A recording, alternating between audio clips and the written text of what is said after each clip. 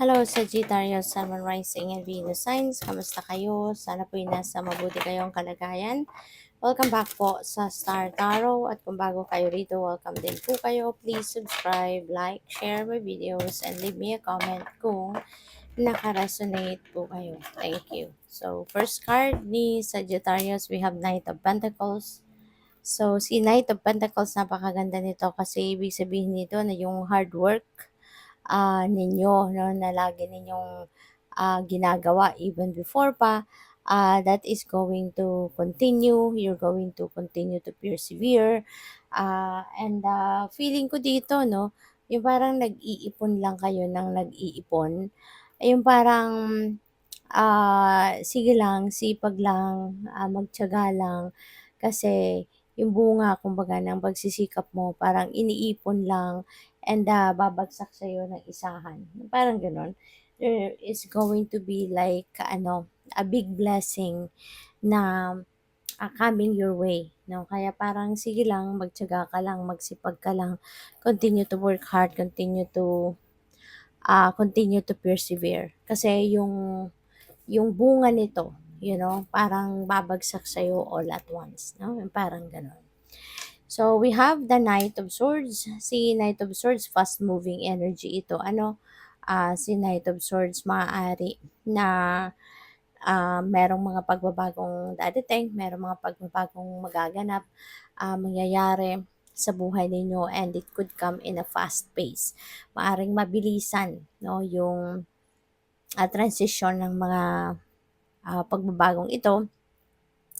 Pag ang pangyayaring ito sa buhay mo, there could be a lot of opportunities, or a number of opportunities na dadating wherein kailangan mong aksyonan agad.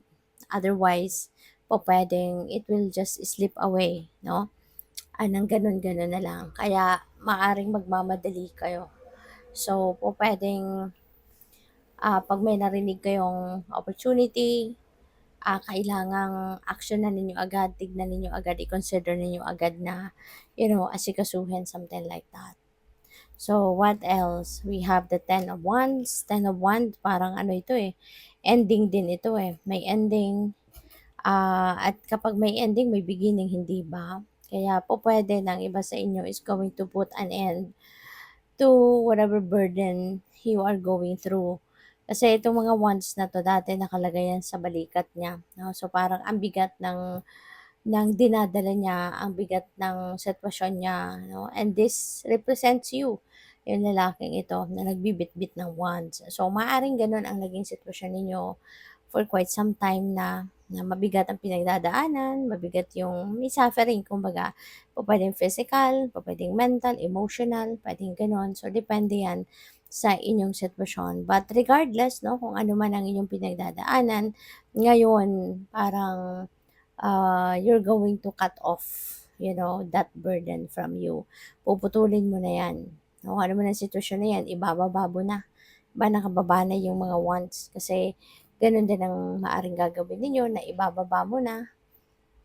Pwedeng aayaw ka na, 'di ba? Kung kunyari trabaho 'yan, 'di ba? Pwedeng yung trabaho na 'yan is very physically demanding.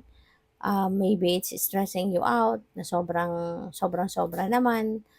Inaabuso ka na siguro sa trabaho, 'di ba? Maaaring you were told to work overtime, maaaring hindi rin na kayo nababayaran. Yung mga ganun ba? Yung parang it's not fair anymore, but for the longest time nagtiyaga ka, pinagtiyagaan mo, naghirap ka, kasi mabait ka, 'di ba?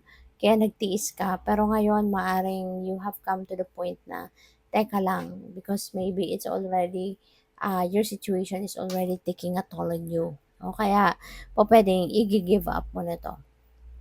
Puputulin mo na kung ano man ito. So, this is totally different, no, siguro from, yung situation na to is totally different from the situation of some of you dito, no, sa Knight of Pentacles na energy. Kasi, syempre, this is also a collective reading, 'di ba? So pupuwedeng ang experiences ng isang grupo dito ng Sagittarius is different, 'no, from the other experiences ng ibang grupo naman ng Sagittarius. Kaya maaaring magkaibang ano 'yan, magkaibang group, 'no, sa collective. But yes, kung bigat na bigat na ang iba sa inyo, you're going to put an end to that. Kasi maaaring, yun nga, ini-stress ka na ng bonggang-bongga. So we have the moon energy. See the moon, this is reminding you about your intuition. Paalala ito sa inyo na kailangan mong pakinggan, sundin ang bulong ng intuition mo, pagtiwalaan mo kung ano yung bulong ng intuition mo, gawin mo, 'di ba? Sundin mo yung gano'n. Kasi yun ang gagabay sa iyo patungo sa tamang daan, sa tamang path, sa tamang sitwasyon, sa tamang desisyon, yung gano'n. At maging ano kayo, maging mapagmatyag and maging aware din kayo sa mga nangyayari sa paligid ninyo at sa buhay ninyo kasi hindi lahat ng nakikita natin na sa surface ay yun ang totoo. Okay? So this is an important reminder para sa inyo at this time kasi maaaring merong mga deceptive energy around you. Kaya maging ano ka lang, maging vigilant, no? Maging mapagmatsyag ka and use your judgment and discernment, no, sa mga nakikita mo sa buhay ninyo at this time, okay? At pag-aralan ninyong mabuti. So we have the Six of Cups. So maaari may homecoming dito, no? Baka merong reconnection, may homecoming, maaring ang iba sa inyo, you're going to come home to your loved ones, you're going to come home to your parents, you're going to come home to your children or sa person ninyo, yung mga ganon. No? So, mayroon ditong pagre-reconnect with your loved ones. At pwede kasi nagaling kang abroad or other parts of the country na medyo malayo sa pamilya mo, maaring matagal-tagal kayo hindi nakakauwi, 'di ba? At ngayon, baka ngayon pa lang kayo magkakaroon ng pagkakataon na makapag-take ng holidays, kaya ngayon pa lang kayo makakauwi. So, yun, there's going to be some reunion, reconnection with your loved ones. So, we have the Emperor. Si Emperor, this is about organization, no?